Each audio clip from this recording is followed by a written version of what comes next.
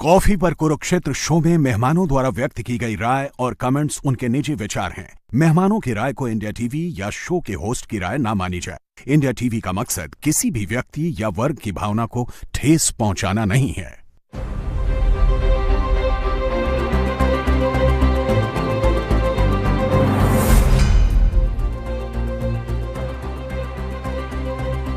नमस्कार, आप देख रहे हैं इंडिया टीवी। मैं हूं पेनाज त्यागी। कॉफी पर कुरुक्षेत्र में आज बात होगी हमारे पड़ोसी मुल्क की, जहां पर सत्ता परिवर्तन तो हो रहा है, लेकिन ये सत्ता परिवर्तन क्या हमें सूट करेगा कि नहीं, क्योंकि वहां सीधे सीधे नारे लगे, ना दिल्ली ना पिंडी ना कोई और देश, सबसे पहले बांग्लादेश। तारिक रहमान इसी नारे के साथ आवाम के बीच गए। आवाम के बीच अल्लाह मालिक की सोच को बार बार बुलंद किया, यानी देश चलाने में इस्लाम प्रमुख रहेगा, ये क्लियर कट कहा। अगर ऐसा ही रहा तो फिर हिंदुओं का क्या होगा? जमात के कठमुल्ले क्या अब भी बेलगाम ही रहेंगे, क्योंकि उन्होंने भी अच्छी खासी सीटें जीती हैं, खासतौर से बॉर्डर एरियाज में। बीएनपी और शेख हसीना की अदावत किसी से छिपी नहीं है। शेख हसीना भारत में है। यूनुस की बात करें तो वो पाकिस्तान चीन की गोद में जा बैठे थे और अमेरिका के हुक्म की तालीम कर रहे थे। तारिक रहमान का नया बांग्लादेश कैसा होगा? बांग्लादेश पाकिस्तान चीन की बढ़ती नजदीकी और तारिक रहमान के अमेरिकन इन्फ्लुएंस के बीच बांग्लादेश की रेजीम हिंदुस्तान के लिए क्या लेकर आई है? क्योंकि बीएनपी की पिछली सरकार जो थी वो बहुत ज्यादा हिंदुस्तान के फेवर में थी, ऐसा नहीं था। अब हालात बदल चुके हैं। हिंदुस्तान एक बड़ी शक्ति है। ऐसे में दोनों देशों के रिश्ते कहां जाएंगे? क्या बांग्लादेश में हिंदुओं के खिलाफ हिंसा रुकेगी? बांग्लादेश को लेकर भारत की अप्रोच क्या होगी? तारिक रहमान ने कह दिया है कि मास्टर नहीं, दोस्त चाहिए। तो क्या तारिक को भारत से दोस्ती कबूल होगी? आज इसी पर कॉफी पर कुरुक्षेत्र में होगी चर्चा। हमारे साथ खास मेहमान हैं, पूर्व राजदूत अशोक सजनहार हमारे साथ मौजूद हैं। आपका बहुत बहुत स्वागत है sir. South Asia expert professor Sanjay Bhardwaj भी हमारे साथ हैं, और बांग्लादेश में रहे पूर्व राजनयिक एयर कॉमोडोर रिटायर्ड एएस बहल भी हमारे साथ मौजूद है। सजनहार साहब, आप वहां पे सर्व कर चुके हैं। बीएनपी का अगर इतिहास उठाकर देखें तो बहुत ज्यादा इंडियन फ्रेंडली नहीं रहा है, लेकिन अब यह कहा जा रहा है कि बैकडोर डिप्लोमेसी हुई, कुछ कॉल्स गए, चीजें वहां से बदलनी शुरू हुई, और अब तारिक रहमान साहब जो हैं कोई कंडीशन नहीं रखेंगे, हिंदुस्तान से दोस्ती चाहते हैं। जी बहुत धन्यवाद पिनाज जी, मुझे आमंत्रित करने के लिए। आपने ठीक कहा। देखिए, जो पहले उनके दो दौर थे, एक दौर में मैं वहां पर था, 1991 से 1996 में उनका पहला दौर था। उसके बाद 2001 से 2006 तक दूसरा दौर रहा। उसमें बहुत ही काफी उनका एंटी इंडियन स्टांस वहां पर सामने होकर आया है। तो मैं समझता हूं जो पूरे विश्व में बदलाव हुआ है, और उस विश्व के बदलाव से, और तारिक रहमान साहब अपने देश के बाहर रहे हैं, करीब 17-18 साल वो बाहर रहे हैं, उसके बाद वो आए हैं, तो उनकी जो सोच है वो भी बदली होगी। और भारत और बांग्लादेश के जो संबंध हैं, जो रिश्ते हैं, वो पिछले 10-15 साल में बहुत आगे चले गए हैं, बहुत ऊंचे चले गए हैं। और तारिक रहमान साहब ने देखा होगा, जो अगर बांग्लादेश को अपनी पोजीशन कायम रखनी है पूरी दुनिया में, तो भारत के साथ दोस्ती अनिवार्य है। तो यकीनन जो आपने टेलीफोन वगैरह की बात की, तो मैं तो ये समझता हूं जो टेलीफोन जो भी हुए, परंतु सबसे पहले परोक्ष रूप से अगर देखा जाए, जब वहां पर तारिक रहमान की माता, जो पहले प्रधानमंत्री रह चुकी हैं, बेगम खालिदा जिया, उनका निधन हुआ, उनकी जो फ्यूनरल मीटिंग थी उसमें वो गए, हमारे विदेश मंत्री गए वहां पर, और उन्होंने एक चिट्ठी लेकर गए प्रधानमंत्री मोदी की, और उन्होंने कहा जो हम आपके साथ, पहले तो अपना दुख जताया, कहा हम आपके साथ काम करना चाहते हैं। और अभी भी विश्व के सबसे पहले नेता थे जिन्होंने उनको अपने एक्स सोशल हैंडल से उनको मुबारकबाद दी, और कहा जो अगर आपकी डेमोक्रेसी, प्रोग्रेसिव और इंक्लूसिव पॉलिसीज को हम फॉलो करेंगे।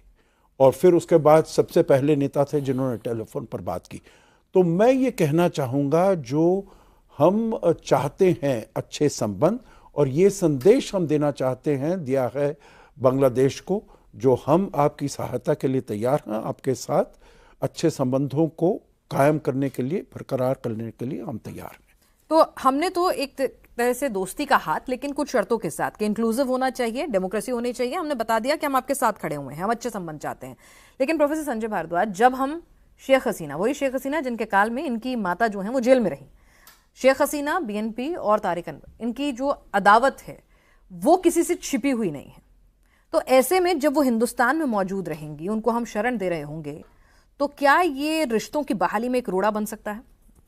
देखिए, ये बात आप मान के चलिए कि भारत और बांग्लादेश के जो संबंध है वो बेसिकली कॉम्प्लेक्स इंटरडिपेंडेंसीज पे चलते हैं।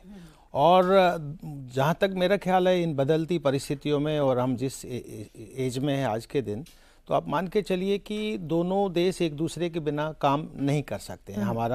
हमारी पॉलिसीज हैं, चाहे वो नॉर्थ ईस्ट के संदर्भ में हो, एक्ट ईस्ट पॉलिसी हो, ये सब पॉलिसीज है, उसमें बांग्लादेश बहुत महत्वपूर्ण है। और बांग्लादेश भी समझता है कि अगर ये डेवलपमेंटल जो एक ड्राइव है उनकी, जो एक तरीके से from LDC to developing countries की तरफ ग्रेजुएट कर रहे हैं, तो उनको भी भारत की उतनी ही ज़रूरत है। जहाँ तक सवाल आता है शेख हसीना का, अभी आज स्टेटमेंट आया है, जो सबसे इम्पोर्टेंट पर्सन है बीएनपी में तारिक रहमान के बाद मिर्जा फखरुल इस्लाम जनरल सेक्रेटरी, उन्होंने कहा है कि ये बहुत बड़ा फैक्टर नहीं होगा भारत बांग्लादेश के बीच में संबंध में। लेकिन मैं जो एक इम्पोर्टेंट बात कहना चाहता हूँ कि देखिए, अभी निश्चित रूप से जिस हालात में बीएनपी आई हैं और तारिक रहमान चुने गए हैं, ये हालात, ये मान के चलिए कि एक गवर्नमेंट, एक मैंडेट मिला है।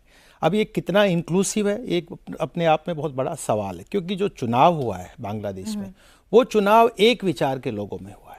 और इनका जब इतिहास देखते हैं, क्योंकि ये बीएनपी का फाउंडेशन किया जियाउर रहमान ने। जियाउर रहमान तारिक रहमान के फादर थे, और उन्होंने जब बंगबंधु मुजीबुर रहमान का असैसिनेशन के बाद एक 5वां संविधान संशोधन किया, और उस संविधान संशोधन को, जो बांग्लादेश का एक सेकुलर फैब्रिक था, इंक्लूसिव फैब्रिक था, उसको पूरा परिवर्तन किया। कॉन्स्टिट्यूशन बिल्कुल चेंज कर दिया, टॉप ऑफ द प्रियम्बल लिख दिया बिस्मिल्लाह और रहमान और रहीम, और सेकुलरिज्म की जगह लिख दिया फेथ इन द ऑलमाइटी अल्लाह, और special solidarity with Islamic world, और जो बंगाली राष्ट्रवाद था उसकी जगह बांग्लादेशी राष्ट्रवाद कर दिया, उसका कोर हो गया इस्लाम। और जब दोबारा सत्ता में आई, सर बात कर रहे थे एम्बेसडर साहब की 1991 से 1996, तो जो डोमेस्टिक पॉलिसीज़ थी उसको, या फॉरेन पॉलिसी था, उसको खालिदा जिया ने वही पॉलिसीज़ को कंटिन्यू किया जो मिलिट्री रिजीम की और जियाउर रहमान की पॉलिसीज़ थी। लेकिन 2001 से 2006 का फेज था, वो बहुत एक तरीके से टेस्टिंग पॉइंट है, कि उस वक्त तारिक रहमान बहुत एक्टिव थे, और वो सारा जो सिस्टम था बांग्लादेश में वो हवा भवन से चलता था। और क्योंकि सरकार थी वो जमाते इस्लाम के साथ में उसका अलायंस था, और इतनी ही लगभग सीट थी, 217 सीट टोटल इनकी थी, 2/3 मेजोरिटी में वो उस वक्त भी थे।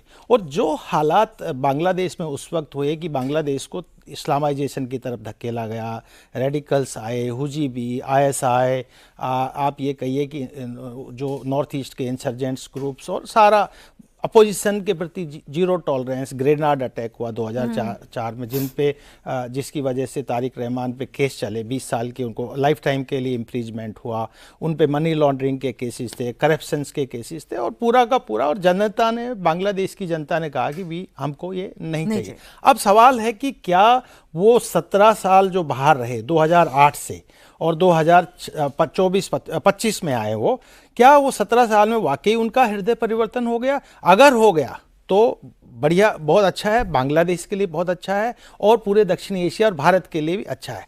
तो मैं यही कहूँगा कि अगर तारिक रहमान जो अभी तक पिछले 1-1.5 दशक से जो पॉलिसीज़ भारत के साथ बांग्लादेश की रही है, सकारात्मक, पॉजिटिव डेवलपमेंटल पार्टनरशिप, उनको आगे बढ़ाते हैं तो संबंध वैसे ही चलेंगे। लेकिन अगर वो पुरानी पॉलिसीज़ पे चलते हैं जो उन्होंने पहले रखी, तो मुझे लगता है थोड़ा मुश्किल दौर होगा। और कितना भरोसा कर सकते हैं जब पाकिस्तान के साथ प्रॉक्सिमिटी हो, उनके कट्टरपंथियों के साथ प्रॉक्सिमिटी, उस पर भी मैं बात करूंगी आगे। जरा एक मॉडरेटर बहल साहब को, क्योंकि वो रक्षा के हिसाब से भी बता सकते हैं, जिस तरह से जमात इस्लामी ने अच्छी खासी सीटें जीती हैं खासतौर से बॉर्डरिंग एरिया में, और जिस तरह से पाकिस्तान के टेररिस्ट ग्रुप्स का इंक्लिनेशन रहता है वहां और इन्फ्लुएंस रहता है, वो कितना बड़ा मैटर ऑफ कंसर्न है, और उसमें यहाँ तारिक साहब की भूमिका क्या होगी?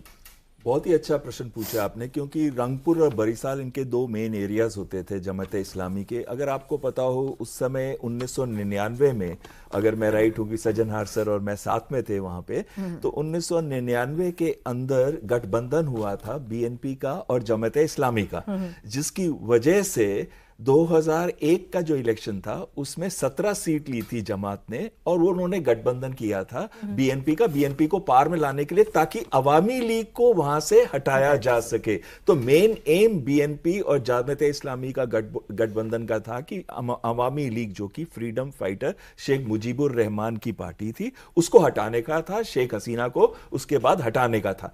तो कहीं ना कहीं उसके बाद हमने देखा कि 2008 में उनकी सीट गिर के 2 हो गई, 2018 में तो उनको एक भी सीट नहीं मिली। इसका मतलब है कि बांग्लादेश के अंदर जो पॉपुलर थिंकिंग है वो ज्यादा हार्डलाइन थिंकिंग नहीं है। बंगाली मुस्लिम में बंगाली वर्ड के ऊपर ज्यादा फोकस है, मुस्लिम के ऊपर, कल्चर के ऊपर, आर्ट के ऊपर, म्यूजिक के ऊपर ज्यादा फोकस है। तो ये मेरा वहां पर्सनल एक्सपीरियंस भी रहा है। अब आते हैं इस समय जब वो इलेक्शन हुआ, तो इस समय दोनों अलग अलग साइड पे थे। जमात इस्लामी भी अलग थी और बीएनपी, यही 2 मेजर ऑपोजिशन थी। और बांग्लादेश नेशनल सिटीजन पार्टी को तो सिर्फ 3% वोट मिले हैं। जमात इस्लामी को जब एक भी सीट नहीं थी, आज 68 से 77 सीट्स उनको मिली हैं और 31 से 32% उनका वोट शेयर है। इसका यह मतलब है कि जो अवामी लीग का वोट शेयर बटा है वो ज्यादातर तो बीएनपी के पास गया है, क्योंकि वो बंगाली कल्चर की वजह से, लेकिन कुछ उसका वोट शेयर जो है इवन जमात के पास गया है। और जो खासकर बॉर्डर एरियाज है वहां पे वो इलेक्शन जीते हैं। ये हमारे लिए कॉज ऑफ कंसर्न है 2 रीजन की वजह से। एक तो हमारा सिलीगुड़ी कॉरिडोर जो रंगपुर से ऊपर जाता है, वहां तो वैसे ही उन्हीं की से थी। अब तो लाल मनोहर हाट पे वो रनवे भी बना रहे हैं, एयरफील्ड बना रहे हैं, जिसको डेवलप कर रहे हैं, और साथ में लिसनिंग फैसिलिटीज बना रहे हैं। और जिसकी वजह से जो हमारी कोर है, आर्मी की कोर्स हैं जो आसपास हैं या फॉर्मेशंस हैं, उनके ऊपर नजर रखी जा सकती है। और जो एक बेल्ट है हमारी, चाहे वो मिजोरम हो, असम हो, त्रिपुरा हो, या फिर और जो नॉर्थ ईस्टर्न स्टेट्स है, उसमें जो डेमोग्राफी पे चेंज आया है पिछले 40-50 साल के अंदर, तो वो 20 लाख के करीब, तो अगर मैं कहूं सिर्फ असम और एक आधी स्टेट और मिला लें तो इलीगल इमिग्रेंट्स वहां पे हैं। तो उनमें अगर फॉर्मेट करना हो ट्रबल, तो ये जमात इस्लामी, इसमें एक बहुत इंपॉर्टेंट चीज है, जमात इस्लामी जो है कट्टरवादी रोल उसका वहां पे रह सकता है। लेकिन उससे भी इंपॉर्टेंट एक बड़ी चीज आ जाती है कि उस समय जब मैं खुद वहां था, तो कई नॉर्थ ईस्टर्न मिलिटेंट, स्पेशली जो उल्फा इंडिपेंडेंट है, परेश बरुआ का जो है, परेश बरुआ खुद तो यूनान प्रोविंस के अंदर छुपा हुआ है, लेकिन अब सैगोंग डिवीजन में म्यांमार के अंदर वो सारे आतंकी संगठनों ने अपने कैंप बना रखे हैं। क्यों? क्योंकि अवामी लीग शेख हसीना ने उनको निकाल दिया था। लेकिन क्योंकि अब बॉर्डर का पूरा एरिया जो है जमात इस्लामी के कंट्रोल में आ गया है, तो कहीं ना कहीं ऐसा ना हो कि ये जो आतंकी थे, खासकर जो उल्फा इंडिपेंडेंट, जो बहुत ही डेंजरस आतंकी है, जिसपे ड्रोन अटैक पिछले साल किया था भारत ने जून-जुलाई के अंदर, तो वो आतंकी संगठन अगर वापस अपने कैंप्स बना लेते हैं बांग्लादेश के अंदर, खासकर चिटागोंग हिल ट्रैक्ट्स के अंदर, तो ये एक बहुत बड़ा कॉज ऑफ कंसर्न होगा। इसी वजह से हमें बीएनपी के साथ रिश्ते अब सुधारने होंगे। सज्जनर साहब, मतलब उनकी भी जरूरत है तो हमारी भी मजबूरी है, क्योंकि हम ठीक है अपनी तैयारी पूरी रखते हैं हर फ्रंट पर लड़ने के लिए, हम कहते हैं हम 3 फ्रंट के लिए भी तैयार हैं, लेकिन हम नेचुरली नहीं चाहते हैं कि बांग्लादेश से सिक्योरिटी कंसर्न एक 3rd फ्रंट अननेसेसरीली खोले। पाकिस्तान और चीन उसकी पूरी कोशिश करते हैं, नॉर्थ ईस्ट में भी और इधर बंगाल की तरफ भी। जी आप बिल्कुल ठीक कह रहे हैं। देखिए 2-3 चीज़ें मुझे कहने दीजिएगा। एक तो जो अभी कहा गया है, प्रोफेसर संजय ने कहा है, जो उनका बीएनपी का जो रुझाव था वो जमात इस्लामी की तरफ था, पाकिस्तान की तरफ वो अपने को पोजीशन कर रहे थे अवामी लीग के विरुद्ध। परंतु अगर देखा जाए तारिक रहमान के बारे में, तारिक रहमान का वजूद क्या है, हैसियत क्या है? वो बेटे हैं ज़ियाउर रहमान के। ज़ियाउर रहमान 1971 से अलग होकर उनको नहीं देख सकते हैं। जो वहां पर युद्ध हुआ, मुक्ति बाहिनी का युद्ध हुआ, क्योंकि 25 मार्च को तो शेख मुजीबुर रहमान को पाकिस्तान की सेना ने गिरफ्तार करके ले गए थे। किसने डिक्लेयर किया बांग्लादेश की इंडिपेंडेंस को? ज़ियाउर रहमान थे। वो वहां पर चिटागोंग में सेक्टर कमांडर थे। 26 तारीख की सुबह को उन्होंने पाकिस्तान के विरुद्ध बांग्लादेश का उन्होंने इंडिपेंडेंस डिक्लेयर किया। उन्होंने भारत की फौज के साथ मिलकर, आप बड़ी अच्छी तरह जानते होंगे, उन्होंने लड़ाई लड़ी इसमें। तो इसीलिए ये वाले, और जो कॉन्स्टिट्यूशन में है 1972 की कॉन्स्टिट्यूशन में है, अभी तक वो जो 4 प्रोविजंस हैं वो अभी उसको बदलाव करने का प्रयास किया जा रहा है। जो 4 पिलर्स हैं, डेमोक्रेसी, सोशलिज्म, सेकुलरिज्म, नेशनलिज्म, अभी तक हैं। ये तो मोहम्मद यूनुस इसमें प्रयास कर रहे हैं बंगाली को हटा के बांग्लादेशी बनाया जाए। वो उन्होंने, आप शायद इसमें जुलाई चार्टर के बारे में बात करेंगे, तो उसमें उन्होंने ये सब करने का प्रयास किया है।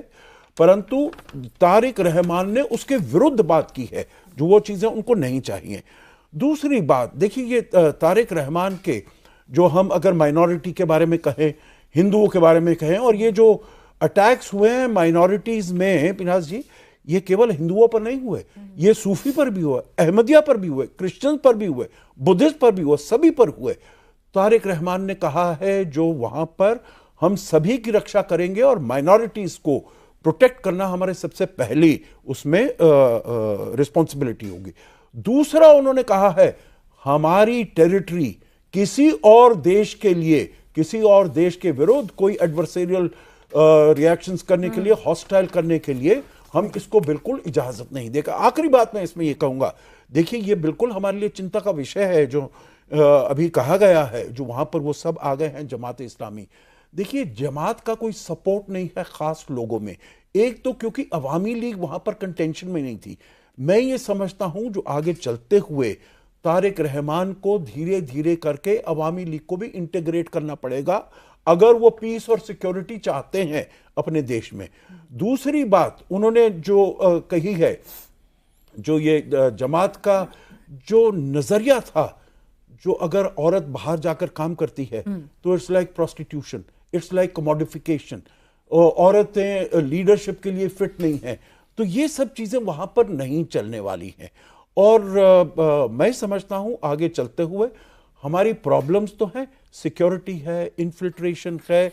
हम जब थे साथ में वहां पर तो ये सब परेश बरुआ वगैरह वगैरह जो भी इंसर्जेंट्स थे वहां पर वो पनाह लेते थे और फिर हम उनको ये भी बताते थे इनका एड्रेस ये है, इनका बैंक अकाउंट ये है, सभी कुछ डिटेल देते थे, परंतु उन्होंने कोई एक्शन नहीं लिया। पर अब मैं ये कहना चाहूंगा बदलाव आ चुका है। तारिक रहमान, उनको डार्क प्रिंस कहा जाता था उस समय, और उन्होंने 2004 में वो जो सभी परेश बरुआ के लिए जो कंसाइनमेंट था चिटागोंग में वो आया था, उनके विरुद्ध वो एक्शन हुआ था। परंतु मैं समझता हूं जिस प्रकार के उनसे कमेंट्स आ रहे हैं, दे आर एनकरेजिंग। तो हमें कॉशियस रीएश्योरेंस, कॉशियस ऑप्टिमिज्म लेना चाहिए, पूरा अपना ध्यान रखना चाहिए जो वहां पर ऐसा नहीं होना चाहिए, क्योंकि इसमें जरूरत बांग्लादेश की भी है, उतनी ही है या ज्यादा है, क्योंकि बांग्लादेश तो चारों तरफ से, 3 तरफ से भारत से घिरा हुआ 4000 किलोमीटर, यहां पर जो आपका मैरीटाइम बॉर्डर है वो भी भारत उसको कंट्रोल करता है। तो इसीलिए बांग्लादेश, उसकी इकोनॉमी इतनी खराब हो गई है। देखिए जमात इस्लामी वहां पर ये देखा है अगर उसे ऑफिशियल पेट्रोनेज नहीं मिलता है, वहां की जो सरकार है अगर वो उससे सपोर्ट बढ़ावा नहीं देती है, वो कहीं नहीं जा सकते हैं। पिछले 1.5 साल में मोहम्मद यूनुस ने, जो कहे जाते हैं अमेरिका के डीप स्टेट के प्लांट थे, ISI के प्लांट थे वहां पर, इसीलिए जमात इस्लामी को जो एकदम बंद हो रखे थे सब उन्होंने वहां पर उनको खोल दिया, उनके ऊपर से बैन हटा दिया, सारा पेट्रोनेज उन्होंने दिया, ISI को फिर से आने दिया। परंतु अब अगर पेट्रोनेज नहीं मिलेगा तो मैं समझता हूं जो भारत और बांग्लादेश के संबंधों को आगे ले जाने में हमें सहूलियत हो सकती है। ठीक है, वो एक बैलेंस भी बनाना चाहेंगे चीन और भारत के बीच में भी, अपने लिहाज से भी, क्योंकि उन्होंने कहा हम नहीं चाहते कि किसी एक मुल्क की डोमिनेंस हो। लेकिन पाकिस्तान ISI के सर ने कहा जिस तरह से एंट्री मिली है, जिस तरह से वो पूरा टेरर नेटवर्क भी रीएक्टिवेट करने की जो कोशिशें हुई हैं, और बॉर्डर एरिया में जमात का सीट जीतना, तो ये कितना कंसर्न है? मतलब मुनीर और तारिक के बीच में कैसा इक्वेशन होगा, कितना भरोसा होगा, क्या वाकई में कुछ रिश्ते उनके बेहतर होंगे और हिंदुस्तान के लिए कंसर्न होगा? देखिए, एक बात तो मान के चलिए कि जो 18 महीने का जो शासन था मोहम्मद यूनुस का, उसमें पाकिस्तान जिस तरीके से अवामी लीग को जो एलिमिनेट करने का पूरा प्रयास कर रहा था, क्योंकि अवामी लीग से उनकी ट्रेडिशनल राइवलरी है, 1971 का वॉर अवामी लीग के नेतृत्व में लड़ा गया था। और ये बात भी सही है कि 7 मार्च को मुजीबुर रहमान ने कह दिया था कि हमारी लड़ाई आज़ादी की लड़ाई है, our freedom struggle for freedom, स्वाधीनता के लिए और स्वतंत्रता के लिए लड़ाई है। ये 7 मार्च को उन्होंने साफ साफ कह दिया था। उसको निश्चित रूप से 26 मार्च को उसको डिक्लेयर किया गया, किसने किया, कैसे किया। लेकिन ये बात मान के चलिए कि पाकिस्तान जो चाहता था वो बांग्लादेश में अभी 18 महीने में बहुत कुछ कर चुका, और ये बात भी मान के चलिए कि जो बीएनपी है, बीएनपी की जो पॉलिसीज रही है खालिदा जिया के टाइम में, दोनों टाइम में, वो बेसिकली यानी कि पाकिस्तान और चीन के साथ ठीक रही है, भारत से उसने दूरियां बनाई है। लेकिन जो स्टेटमेंट्स तारिक रहमान के आए हैं पिछले कुछ महीनों में और कुछ दिनों में, और जो डेवलपमेंट्स हो रहा है, तो निश्चित रूप से एक पॉजिटिव इंडिकेशंस दिख रहा है कि तारिक रहमान भारत के साथ संबंध अच्छा करना चाहते हैं। लेकिन क्या वो इस्लाम एक बहुत बड़ा कंटेंशियस इश्यूज है माइनॉरिटीज़ के लिए, secular, democratic, progressive Muslims Bangladesh में, उनके लिए क्या वो इस्लामिक पाथ, क्योंकि मैं ये कहूँगा कि ये बेसिकली जो फाइट थी वो रेडिकल इस्लाम और सॉफ्ट इस्लाम के बीच में थी, क्योंकि जो बंगाली राष्ट्रवाद की जो वकालत करते थे वो पॉलिटिकल पार्टी तो इलेक्टोरल रेस से बाहर ही कर दी गई। तो बेसिकली जो इस्लाम की पॉलिटिक्स क्या तारिक रहमान किस हद तक करेंगे ये डिटरमाइन करेगा, और क्या पाकिस्तान से वो डिस्टेंस बनाएंगे, क्योंकि पाकिस्तान के पास में वो सिर्फ आइडियोलॉजिकल सपोर्ट और आतंकवाद के सपोर्ट के अलावा उनके पास कुछ देने के लिए नहीं है। पाकिस्तान यहाँ पर चाइना कार्ड खेलने का प्रयास करेगा और जहां पर मौका लगे वो अमेरिका को भी इस्तेमाल करने का प्रयास करेगा। ये बात भी ठीक है कि जो चीन है, चीन को शेख हसीना ने भी बहुत एक बैलेंस्ड अप्रोच रखा, भारत के साथ भी अच्छे संबंध रखे और चीन के साथ भी जो भी डेवलपमेंटल पार्टनरशिप करे।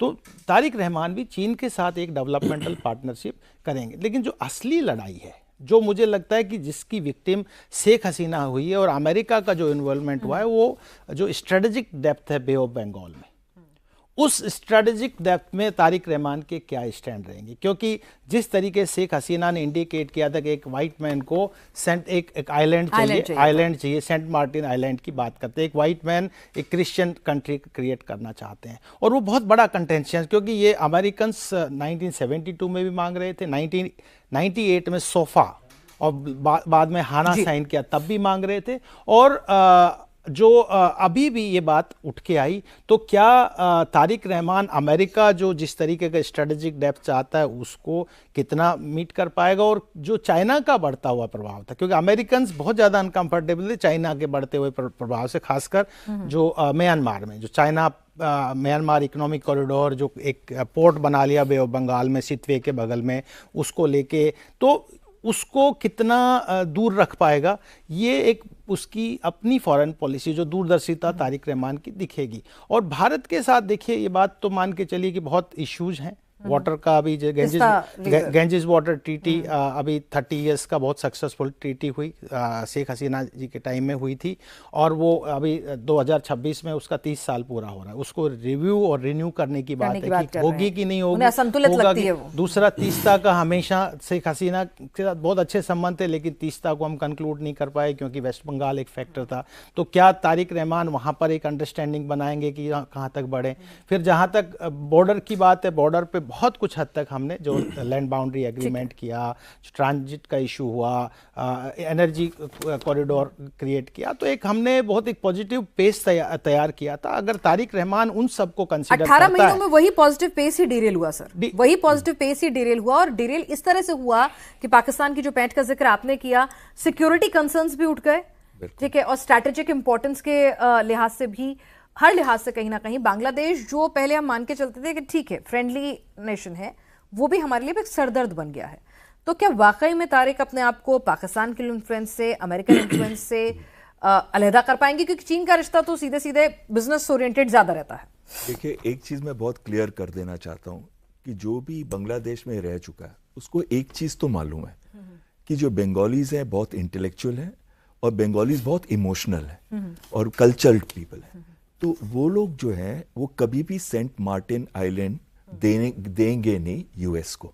अगर देंगे, अगर आपको याद हो ह्यूमैनिटेरियन कॉरिडोर की जब बात आई थी, और उसमें म्यांमार का भी रोल आया था कि रोहिंग्या रेफ्यूजीज जो वहां पे हैं 7 लाख के करीब बांग्लादेश के अंदर, तो एक ह्यूमैनिटेरियन कॉरिडोर बनाया जाएगा रखीने स्टेट तक। तो किसने अपोज किया था सबसे ज्यादा? ये अमेरिका चाहता था, पर अपोज सबसे ज्यादा बीएनपी ने किया था, और सड़कों पे भी वो ही आए थे। तो कहीं ना कहीं बहुत क्लियर है कि एक लिमिट से आगे तारिक रहमान नहीं जाएंगे, चाहे वो अमेरिका हो, चीन हो या पाकिस्तान। अब यहां पे मुझे सिर्फ 1-2 मिनट और दीजिएगा। सबसे बड़ी इंपॉर्टेंट चीज क्या है? चीन ने हमेशा उनको बिलियंस ऑफ डॉलर की इन्वेस्टमेंट दी है। 21 ब्रिज बनाए, 27 पावर प्रोजेक्ट्स हैं, सबमरीन्स बनाने में मदद की है, फ्रिगेट्स दी हैं, कॉर्वेट्स दी हैं, और साथ में पेट्रोल वेसल्स की टेक्नोलॉजी दी है, फाइटर जहाज F7 दिए उनको। अब एक साइड तो इकोनॉमिकली देख लीजिए, और दूसरी साइड ये, तीसरी side belt and road initiative की जो की एस्पेक्ट्स हैं वो बांग्लादेश के थ्रू भी जा रहे हैं। तो अगर हम ये रखते हैं तो क्या तारिक रहमान चीन को एंटेगनाइज करेगा? मुझे लगता है बिल्कुल नहीं करेगा। और उस नहीं आप बोलिए। नहीं, मैं ये कह रहा हूँ नहीं, आप कंप्लीट कीजिए। चीन ने किया, लेकिन भारत ने लगभग $10 बिलियन का लाइन ऑफ क्रेडिट बांग्लादेश को एक्सटेंड किया, largest in the world. Bharat ने सर की बात कंप्लीट कर लें। प्लीज आप करिए। एक्चुअली प्रोफेसर्स का क्या होता है, नहीं, इनको स्टूडेंट्स को पढ़ाना होता है। मुझे आप किसी को फिर नहीं, ये कॉपी है, यहाँ पर कुछ भी बीच में इंटरप्शन भी चल जाता है। जी बोलिए। चल जाता है। थोड़ा सा सर, ठीक है, you should have said you behaving too diplomatically correct. नहीं, absolutely. No. Because you are the moderator. आप जो कहेंगे हम वो करेंगे, opening आप जब देंगे तो हम बोलेंगे जरूर। There's much to speak. No, you can add your points, sir, anytime. Yes. So after, जैसे चीन के साथ मैंने आपको बताया, और ये बड़ी लंबी है, जब इवन अवामी लीग पावर में थी और जब हम लोग भी वहां थे, मैंने दोनों रोल देखे हैं, बीएनपी का भी देखा है, अवामी लीग का भी देखा है, और दोनों में मैंने नोटिस किया है चीन के साथ जो इनकी पॉलिसीज हैं उसमें ज्यादा बदलाव नहीं आया, और एम्बेसडर साहब भी यही बोलेंगे जो वहां रहे हैं। और तीसरी चीज आ जाती है पाकिस्तान के साथ। पाकिस्तान के साथ क्यों जनरल जिया के रिलेशंस बेहतर हुए? क्योंकि वो अवामी लीग को हटाना चाहते थे, शेख मुजीबुर रहमान की डेथ के बाद आए थे, और नहीं चाहते थे कि जो इंडिपेंडेंट पार्टी का जो एक पॉपुलर सपोर्ट था वो वहां रहे। बीएनपी का गढ़ ही वो बनाना है तो अवामी लीग को हटाना होगा। तो कहीं ना कहीं पाकिस्तान के साथ उन्होंने क्लोज रिलेशंस उस समय से बनाने शुरू कर दिए थे। और ये कहना कि बीएनपी के क्लोज रिलेशन पाकिस्तान के साथ नहीं थे। अब क्या हुआ है, जो बीच में समय आया यूनुस का, उन्होंने एक 11 से 12 के करीब मिलिट्री डेलीगेशंस आए, आईएसआई के 2 बार डेलीगेशन आए, जनवरी 2025 में रंगपुर में भी गए, और चीन के भी आए थे वहां पे, और दोनों साथ मिलकर गए थे रंगपुर में, जहां लाल मोनहराट की हम बात कर रहे थे। तो पाकिस्तान के साथ जो सडनली एक जंप हुआ है रिलेशनशिप बढ़ाने में, और जो एक मीटिंग हुई थी कुनमिंग के अंदर जहां पे पाकिस्तान, चीन और बांग्लादेश उनके रिप्रेजेंटेटिव्स थे, और अगर वो मीटिंग का ये मतलब था कि कहीं ना कहीं इंडिया आउट, पर अब मुझे ये लगता है, जो मेरी अपनी परसेप्शन है और रीडिंग है बांग्लादेश के ऊपर, और वो बिल्कुल सही भी रही थी, बीएनपी का मैंने प्रेडिक्ट किया था 2/3 से ऊपर लेके जाएंगे वोट्स, और ये टेलीविजन चैनल पे ही किया था, और वही हुआ, 2/3 से ऊपर सीट्स लेके गए वो।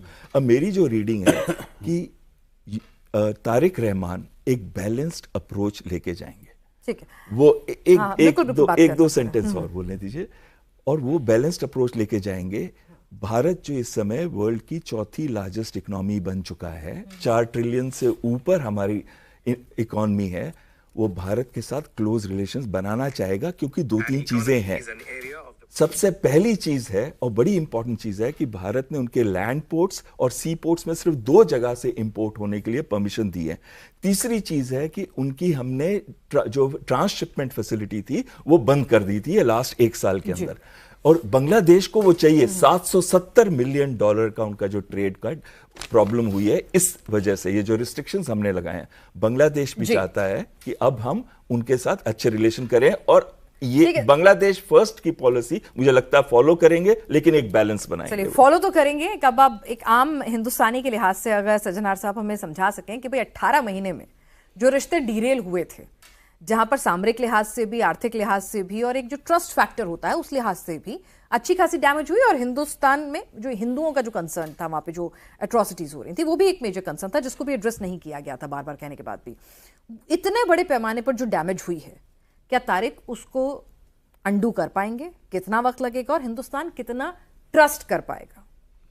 देखिए, ट्रस्ट नहीं, इसमें तो इंटरेस्ट की बात होती है, और हमने ये जताया है जो हम आपके साथ काम करने के लिए बिल्कुल राजी हैं। देखिए, भारत ने अगर मैं आपको 1-2 उदाहरण दूं, हमारे चारों तरफ ये हमारे लिए प्रॉब्लम बनकर उभरा है, परंतु हमारे लिए प्रॉब्लम बनकर उभरा था मालदीव्स भी। वहाँ इंडिया आउट कैंपेन में आए थे, कितना हमने उनको अपनी डिप्लोमेसी से अपने साथ कर लिया है। श्रीलंका में आप देखिए, जो 2024 में नई सरकार जो आई, वो बिल्कुल ही भारत के विरुद्ध सरकार थी। जेवीपी अनुराग कुमार दिसनायक के जो उनके राष्ट्रपति हैं वगैरह वगैरह, वो भी भारत के विरुद्ध थे। हमने अपनी पॉलिसी से जब 2022 में उनको दिक्कत आई, हमने उनको जो सपोर्ट किया वो भारत के एकदम साथ आ गए, करीबी आ गए। सबसे पहला देश जो उन्होंने विजिट किया भारत, सबसे पहले विदेशी नेता जिनको उन्होंने बुलाया वो भारत। अफगानिस्तान के साथ देखिए, तालिबान के साथ कैसे हमारे रिश्ते थे जब हम वहां से निकले। तो मैं कह रहा हूं जो हमारी डिप्लोमेसी बड़ी सफल हुई है, और बांग्लादेश के साथ भी मैं समझता हूं उनको जरूरत है। हमारे भी मुद्दे हैं, हिंदुओं के जैसे आपने बताया है उनके मुद्दे हैं, हमारी सिक्योरिटी है, हमारी इंसर्जेंट्स जो आते हैं वहां से जो इन्फिल्ट्रेशन है, मुद्दे हैं। परंतु अगर आप बातचीत से वो करते हैं, इनको सुलझाने का प्रयास करेंगे, तो यकीनन आप उसको सुलझाने में समर्थ होंगे। दूसरी बात है चीन की। चीन में जैसे बताया इन्होंने, बिल्कुल ही ठीक कहा, वो बिल्कुल ही बैलेंस्ड अप्रोच लिया है। पहले शेख हसीना ने सेफ हेवंस दिए जाते थे, हमारे यहाँ पर जो इंसर्जेंट एलिमेंट्स उनको नहीं दिया जाए। कनेक्टिविटी का जो मामला है वो उनके फायदे के लिए, हमारे फायदे। जहां तक अमेरिका का है, अमेरिका अगर यहां पर आता है और चीन के विरुद्ध किसी से वो करना, देखिए हमारे लिए उसमें कोई दिक्कत नहीं होनी चाहिए। हम तो क्वाड के मेंबर हैं। क्वाड बना किस लिए है? जो चाइना की अग्रेसिव पॉलिसीज हैं और जो चाइना का असर्टिव है इंडो पैसिफिक में, उसको कंटेन करने में, तो मुझे कोई दिक्कत नहीं होगी अगर बांग्लादेश कोलैबोरेट करता है अमेरिका के साथ चीन के ऊपर थोड़े से अंकुश लगाने के लिए। आखिरी बात मैं देखिए इसमें यह कहूंगा, जो वहां पर जो ये इलेक्शन हुआ है, इसका हम कारण देख सकते हैं। जो जमात-ए इस्लामी को इतनी वोट्स क्यों मिली है, मैं समझता हूं एक वैक्यूम जो क्रिएट हुआ है, अवामी लीग को हटा दिया गया है, तो उसकी वजह से उसमें वो काफी मिला है। परंतु जो बांग्लादेश की जनता है, उन्होंने अपनी वोट से बताया है जो वो कट्टरपंथी इस्लाम के साथ नहीं है, वो मॉडरेट इस्लाम के साथ है। जो उन्होंने तारिक रहमान को दिया है, तो उनके ऊपर एक हिस्टोरिकल रिस्पॉन्सिबिलिटी आई है। वो अपनी अग्रीमेंट जो भी है उनको देख लें, जो भाई वो बैलेंस्ड है या नहीं है, परंतु वो देखेंगे जो भारत का जो नेबरहुड फर्स्ट है पॉलिसी है, उसमें उन देशों का फायदा बहुत ज्यादा है बनिस्बत इसके। हमारी ये नॉन रेसिप्रोकल है उन देशों के लिए, चाहे वो जैसे अभी प्रोफेसर संजय बता रहे थे $10 बिलियन किसी और देश को नहीं दिया। तो भारत आगे 3-4 कदम चला है, ये एक्सपेक्ट करते हुए आप हमारे, चलिए हमने दोस्ती का हाथ बढ़ा दिया है, अब आप उसको कितना लपक कर लेंगे और हमारे दुश्मन से हाथ तो नहीं मिलाएंगे, यानी कि आपको पाकिस्तान का साथ तो छोड़ना ही होगा। चीन के साथ ठीक है, आप अपना चीन अमेरिका के साथ जो हिसाब किताब करना है करते रहिए। तो वेट एंड वॉच, और जिसे कहते हैं क्लोजली मॉनिटर करते हुए डिप्लोमेटिकली हम चाहेंगे कि बांग्लादेश का जो नया आका है कम से कम हेट रिलेशनशिप ना रखे, क्योंकि हमें और फ्रंट नहीं खोलने हैं। आप सभी कॉफी पर हमारे साथ शामिल हुए, आपको बहुत बहुत शुक्रिया।